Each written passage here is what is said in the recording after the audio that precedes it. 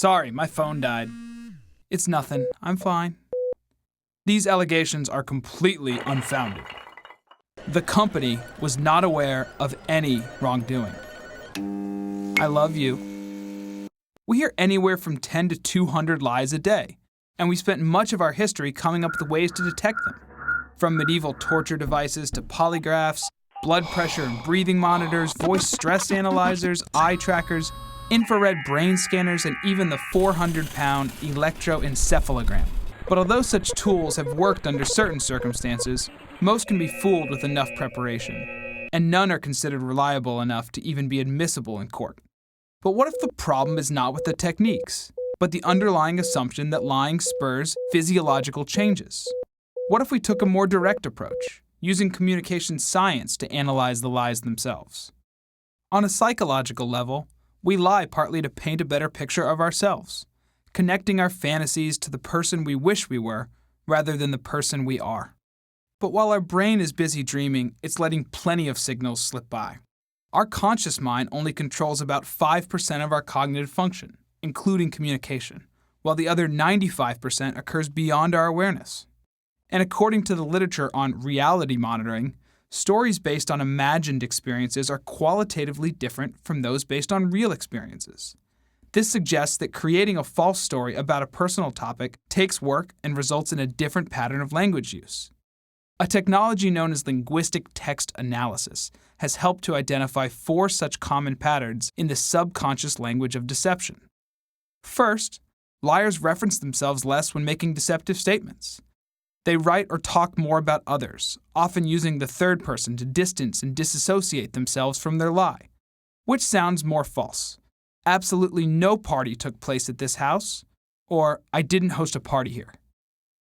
Second, liars tend to be more negative, because on a subconscious level, they feel guilty about lying.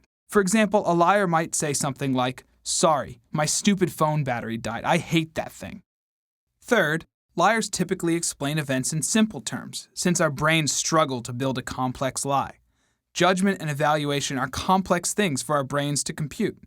As a U.S. president once famously insisted, "I did not have sexual relations with that woman." And finally, even though liars keep descriptions simple, they tend to use longer and more convoluted sentence structure, inserting unnecessary words and irrelevant but factual-sounding details in order to pad the lie. Another president confronted with a scandal proclaimed, "I can say categorically that this investigation indicates that no one on the White House staff, no one in this administration presently employed was involved in this very bizarre incident." Let's apply linguistic analysis to some famous examples. Take 7-time Tour de France winner Lance Armstrong. When comparing a 2005 interview in which he had denied taking performance-enhancing drugs to a 2013 interview in which he admitted it, his use of personal pronouns increased by nearly 3/4. Note the contrast between the following 2 quotes. First, "Okay, a guy in a Parisian laboratory opens up your sample, Jean-Francis so-and-so, and he tests it. And then you get a phone call from a newspaper that says, 'We found you to be positive 6 times for EPO.'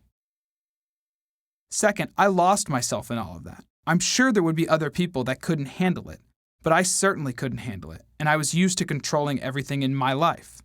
I controlled every outcome in my life." In his denial, Armstrong described a hypothetical situation focused on someone else, removing himself from the situation entirely. In his admission, he owns his statements, delving into his personal emotions and motivations.